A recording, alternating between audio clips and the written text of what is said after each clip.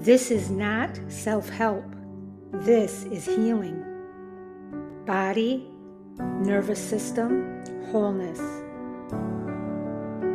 Energy medicine, Ayurveda-inspired living, herbal wisdom. Learn, heal, and be together. Wholeness isn't fixing, it's integrating. Evolve Global 22's Healing Light Studio. Understanding begins here. Healing happens here. Wholeness lives within you. Hello, everybody. It is week 4, day 2, Tuesday, February 10th, and this is Evolve Global 22's Healing Circle, and I am excited to be here with you tonight. Welcome, everybody, to the Healing Circle. I'm glad you're here. Yesterday, we began this week by talking about repair as staying, not disappearing when things feel uncomfortable. Tonight, we continue our conversation by naming something many of us quietly believe, that we need to feel ready before we can repair. Repair doesn't require readiness. Pause for a moment and notice what you usually wait for before you return: calm, clarity, certainty, or the right words. Over the last few weeks, we've been building toward this. In week 1, we talked about support before insight, how understanding comes after steadiness, not before. In week 2, we explored small, consistent supports and how trust is built over time, not through big moments. In week 3, we practiced listening without fixing, staying present instead of rushing to change what's happening. This week, repair is where all of that meets real life. And tonight, my friends, we're naming this truth. When repair waits for readiness, it often never happens. Many of us believe repair should only happen once we feel calm, clear, and emotionally steady. We wait until we've processed enough, until we're sure we won't say the wrong thing, until we feel confident we won't make it worse. But repair doesn't require readiness. It requires willingness. Waiting to feel ready often becomes another way of leaving. Let's talk about a real human example. I see this all the time. A woman notices she snapped at her partner in the morning while rushing out the door. Nothing explosive, just sharp, dismissive, intense. All day she thinks about it. I'll bring it up later when it's calmer, she says. I don't want to make it worse. I need to understand why I reacted like that first. So she waits. By the time the evening comes, the moment feels too old. Her partner has gone quiet. The distance has settled in. What started as a small moment is now a wider gap. Repair could have looked like this: much earlier and much more simple. Hey, I was short this morning. I'm still a little unsettled, but I don't want to leave it hanging. This is not a perfect apology. It's not a full explanation. It's just simply presence. What often hurts relationships isn't the original moment. It's the absence afterward. Waiting to feel ready and waiting to be ready. Long day, guys. Waiting to feel ready feels responsible, but what the other person experienced was withdrawal. Repair doesn't require clarity, it requires contact. When we wait until we're fully regulated, confident, and articulate, we often miss the window where connection is still open. Willingness sounds like, I don't have all the words yet. I'm still figuring it out. I don't want distance between us. That's not unsafe, my friends. That's human. Now, as always, learning point number 1. Readiness is not a requirement for repair. Let's go a little deeper here. Repair does not depend on emotional clarity. It depends on availability. Most meaningful repairs happen while things are still tender, unclear, or unresolved. If repair required readiness, very few relationships would survive. Ask yourself this question. What would change if readiness was no longer the gatekeeper for repair? Let's connect back to our woman who snapped. In that example, the pause wasn't about care. It was about being thoughtful or responsible. It was about waiting to feel ready. Ready sounded like calmer, clearer, more certain, and less messy. But while readiness was being pursued internally, distance was being created relationally. This is the quiet truth many of us don't realize. The nervous system doesn't need a perfect repair. It needs evidence of return. In that moment, repair didn't require having the right explanation, processing everything first, or guaranteeing it wouldn't be uncomfortable. Repair only required willingness to stay in contact. When we say, I don't have all the words yet, but I don't want to leave this unresolved, we are not destabilizing the relationship, we are stabilizing it. Waiting to feel ready often feels safer internally, but relationally, it can feel like there's a void, an absence. So this learning point matters because it reframes repair. Repair is not something you earn after regulation. It is often what helps regulation happen. Readiness is optional. Willingness is essential. Learning point number 2. Waiting often protects us from discomfort, not harm. We often tell ourselves we're being responsible by waiting. But many times, waiting is actually about avoiding discomfort. Avoidance can look calm and thoughtful on the outside while creating distance underneath.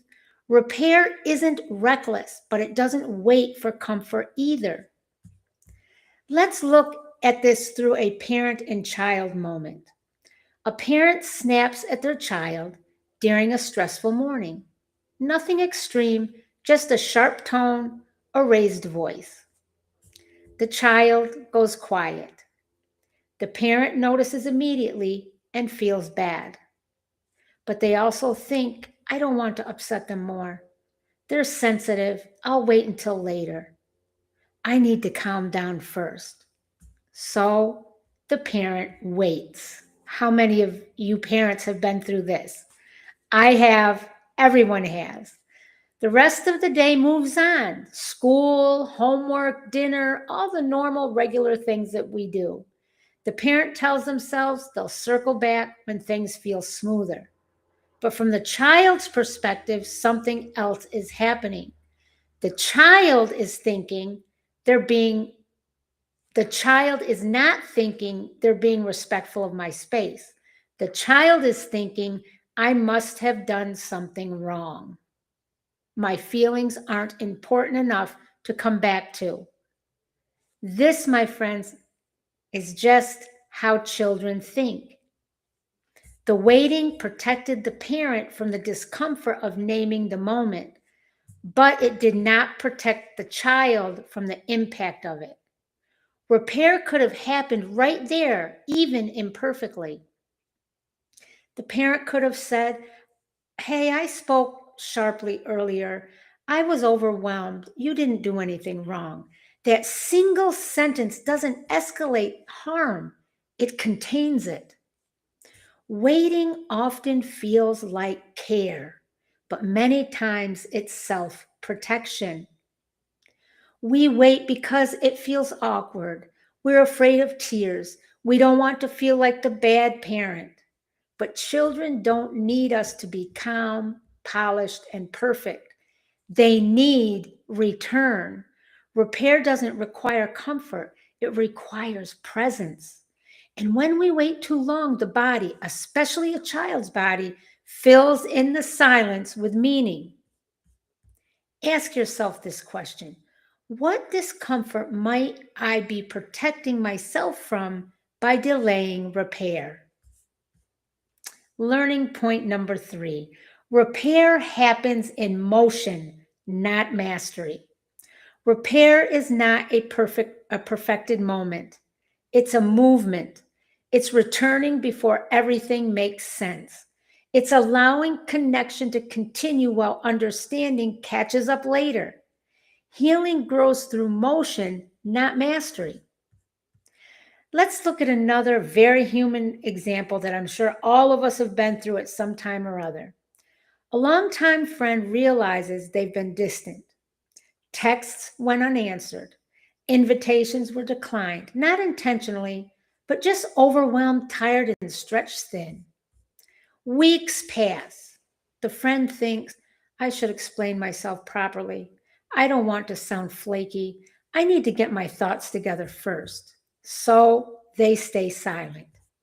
Eventually, the distance feels awkward enough that reaching out feels even harder. Repair doesn't come from crafting the perfect explanation, my friends. It comes from movement. Repair could have sounded like this: hey, I've been quieter than I meant to be. I don't have a clean explanation, but I miss you. That message isn't mastered. It doesn't resolve anything, but it reopens the line.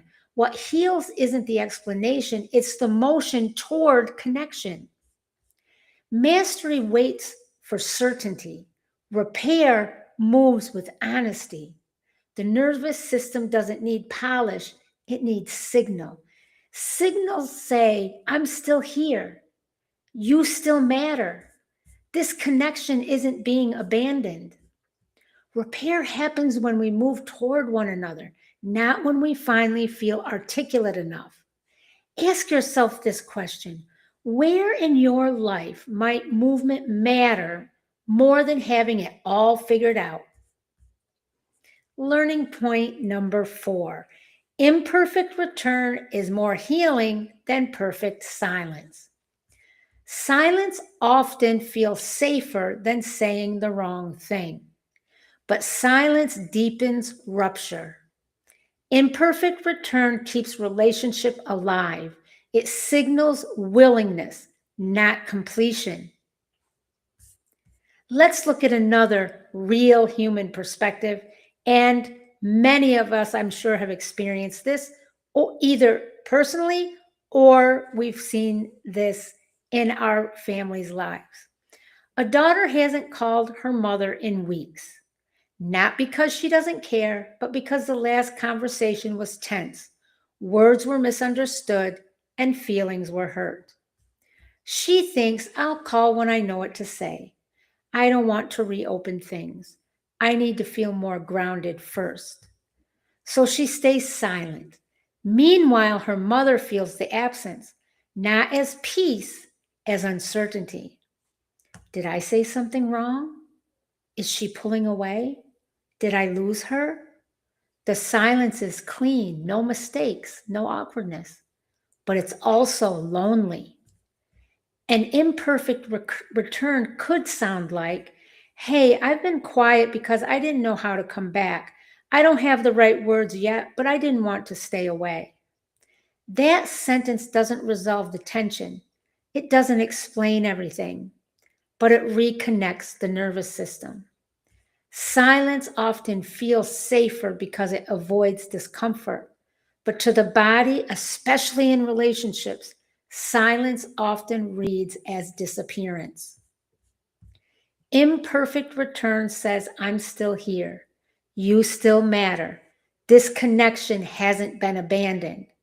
The body doesn't need perfect language. It needs a signal of presence. Perfection protects us from embarrassment. Presence protects connection.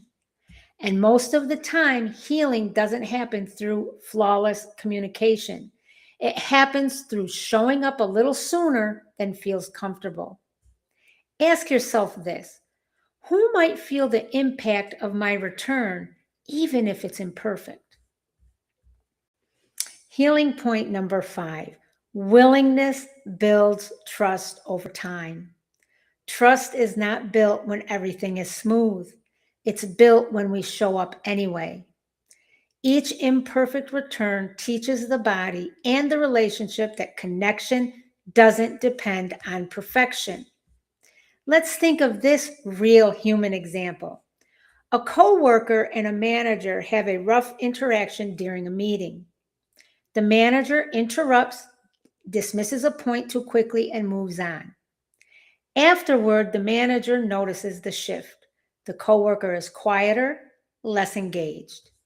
The manager feels uncomfortable and thinks, I should wait until I have a clear explanation. I don't want to make this awkward. I don't want to draw attention to it. But instead of waiting for the perfect moment, the manager does something small. Later that day, the manager says, I've been thinking about what happened earlier. I cut you off, and I don't want that to become a pattern. I'm still learning how to do better. It's not eloquent. It doesn't fix everything, but it shows willingness. The next week, something similar almost happens again, and the manager catches it in mid-sentence. Over time, the coworker begins to trust, not that mistakes won't happen, but that they'll be acknowledged. Trust doesn't grow because the manager mastered communication. It grows because the manager kept returning. Trust isn't built by getting it right once. It's built by being willing again and again to notice, return, and repair. The nervous system learns trust through pattern. When something goes wrong, does the other person stay engaged or disappear? Willingness answers that question. People don't trust perfection, they trust presence over time. And willingness, shown consistently, becomes the soil where trust grows. Ask yourself this: what trust in my life was built because someone returned before they were ready? Repair, my friends, might look like reaching out before you feel settled. It might look like saying, I don't have clarity yet, but I don't want distance. It might look like returning while emotions are all still mixed. These moments don't need polished, but they matter. Now, let's think of our power of 3. From an energy medicine perspective, repair restores flow by re-engaging energy that has pulled back. Delay allows fragmentation to settle. From an Ayurvedic inspired lens, repair supports rhythm and continuity. Excess waiting creates stagnation and imbalance. From an herbal wisdom perspective, healing doesn't wait for perfection. It unfolds gently over time. Repair follows the same wisdom. When repair waits for readiness, disconnection becomes familiar. Distance stretches. Misunderstanding deepens. Repair interrupts that pattern by allowing connection to continue. This is how healing stays alive. Let me say that little blurb again. It's so important. When repair waits for readiness, disconnection becomes familiar. Distance stretches. Misunderstanding deepens. Repair interrupts that pattern by allowing connection to continue. This, my friends, is how healing stays alive. Repair doesn't require readiness, it requires willingness. Thank you all for being here tonight. And remember, the Healing Circle is the heart of Evolve Global 22's work, and it is available on Patreon. It's a steady, ongoing space for gentle support in real life. It began as a founding space, and it became clear that it's meant to stay accessible, affordable, and consistent. The free live streams, replays, and even live shopping help keep the circle open for people who need it. If this work supports you and you'd like to stay connected more deeply, the Evolve Global 22 Healing Circle on Patreon is always open. There are master classes there.